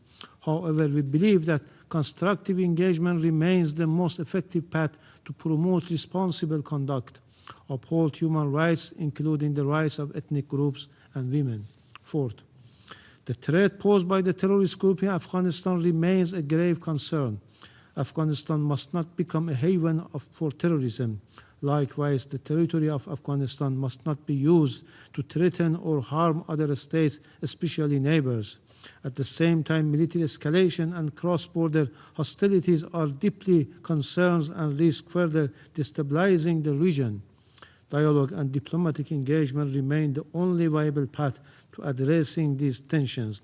We call on all parties to exercise restraint and to resolve their differences through diplomatic solution and peaceful means. Fifth, neighboring and regional countries remain on the front line of the consequences arising from the situation in Afghanistan. At the same time, regional initiative and cooperation mechanism among neighboring countries play an indispensable role in supporting sustainable peace, security, and stability in Afghanistan. The Islamic Republic of Iran shares a long border with Afghanistan, and for more than 4 decades has hosted millions of Afghan nationals. During this time, Iran has provided Afghan refugees with access to education, healthcare, and other essential services. This long-standing commitment reflects Iran's continued dedication to supporting the Afghan people and promoting stability and security in Afghanistan and the wider region. Yet, the ongoing unprovoked and unjustified war of aggression launched by the United States and Israeli regime on 28 February against the Islamic Republic of Iran has created a grave and dangerous situation for civilians. This war of aggression has involved deliberate attack and targeting against civilian and civilian infrastructure and densely populated areas, especially across several major Iranian cities where the millions of Afghan nationals also reside. Finally, UNMA continues to play a vital and indispensable role in addressing Afghanistan's complex challenges and supporting the Afghan people. We reaffirm our support for extending the mandate of UNMA for its effective and impartial implementation.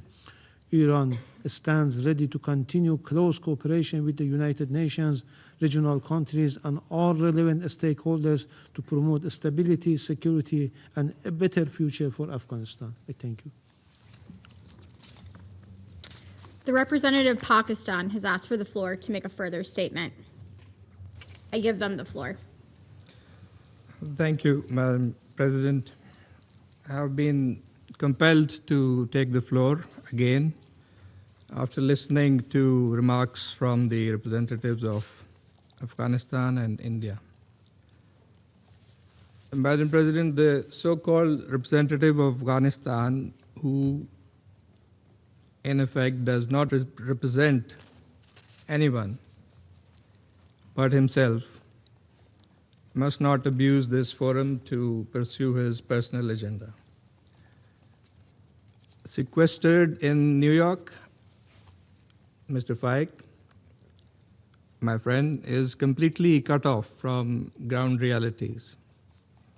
And he chose to selectively comment on some aspects of the situation, particularly with reference to Pakistan. So therefore, the value and credibility of his remarks are in serious doubt. Pakistan's legitimate counter-terrorism operations are not directed against the brotherly people of Afghanistan and are only meant to neutralize the persistent threat of terrorism emanating from Afghan soil, and our actions are in full conformity with the right to self-defense and international humanitarian law. So it was not surprising that Mr. Faik had nothing to say about the cross-border terrorism from Afghanistan that is so heavily impacting Pakistan in terms of casualties among civilians, among our armed forces, law enforcement agencies, and infrastructure. And Madam President, given India's animosity towards Pakistan and the sole objective of its Afghan policy being to destabilize Pakistan, including by actively supporting and sponsoring terrorist groups operating from Afghan soil, such as TTP and BLA, the remarks of the Indian representative come as no surprise. India's representative deliberated at length on the security situation in Afghanistan. He mentioned civilian casualties and border clashes, but had not a word about the terrorist threat emanating from Afghanistan, which has targeted Pakistan and which many council members have highlighted in their statements. But there is a reason for that. It is India's complicity in all of this. We have provided irrefutable evidence of India's collusion with terrorist groups that are engaged in orchestrating violent attacks against Pakistan. One can sense India's pain in seeing its heavy investment in the Afghan terrorist franchise going to waste as a result of Pakistan's precise and effective action against terrorist camps and support bases inside Afghanistan.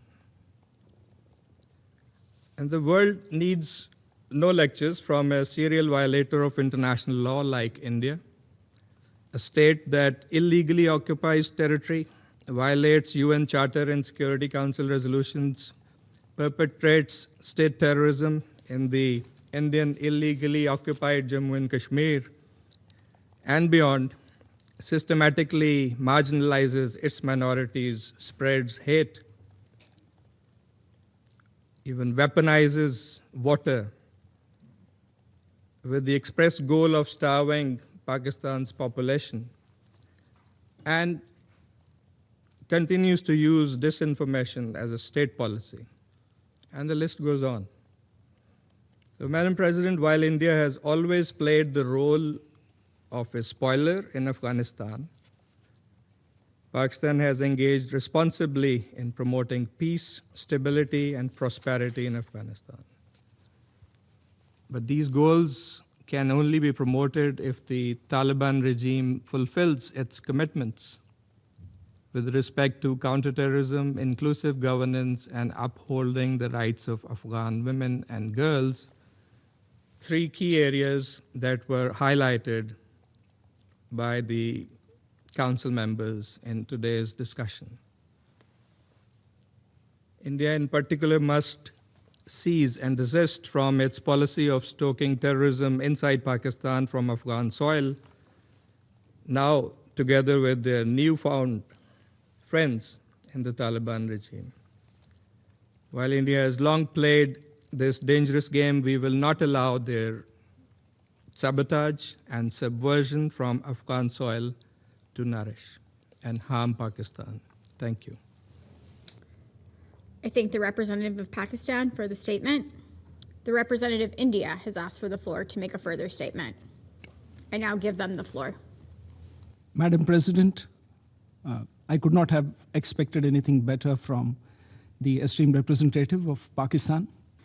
The laundry list that is regurgitated ad nauseum at every meeting of the Council and wastes the time of this august body is well known. I reiterate what I have said in my statement. India's assistance is directed at the friendly people of Afghanistan. What we have done in Afghanistan is known to the people of Afghanistan and to the international community. I need add no further comment. As far as problems in Pakistan are concerned, Pakistan would do well to look in the mirror and look at problems within rather than blame my country for what it faces. Thank you, Madam President. I thank the representative of India for the statement. The representative of Afghanistan has asked for the floor to make a statement. I now give them the floor.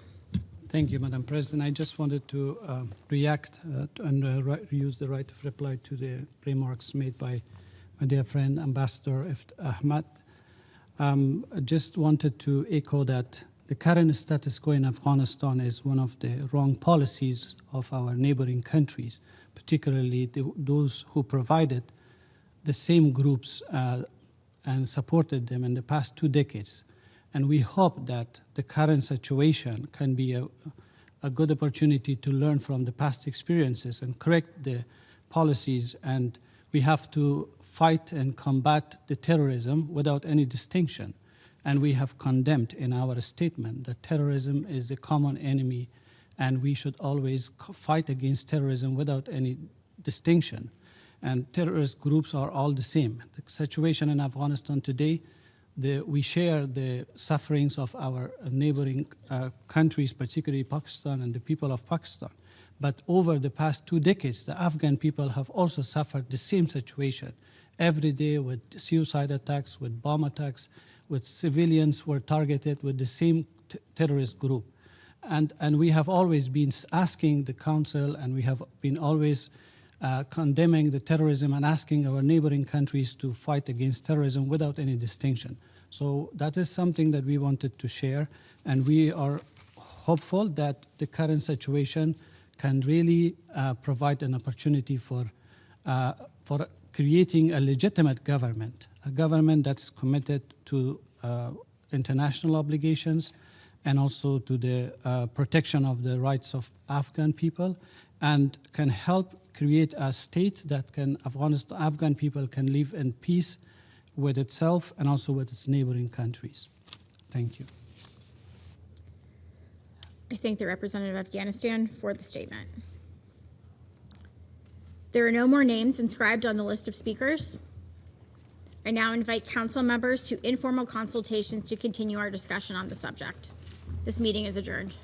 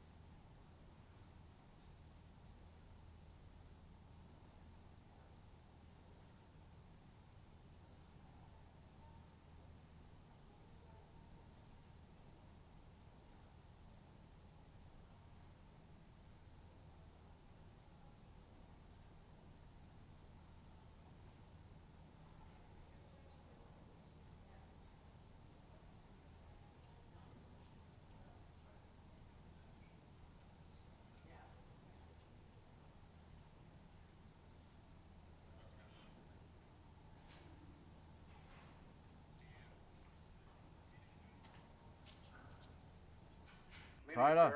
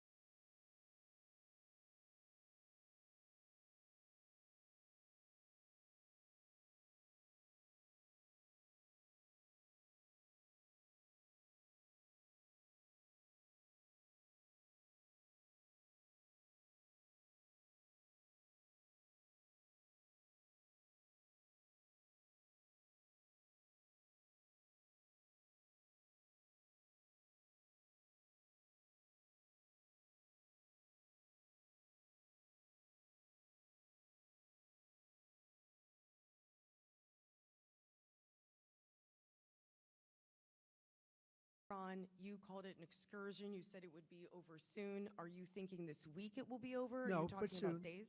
I think soon. Okay, and with respect Very to soon.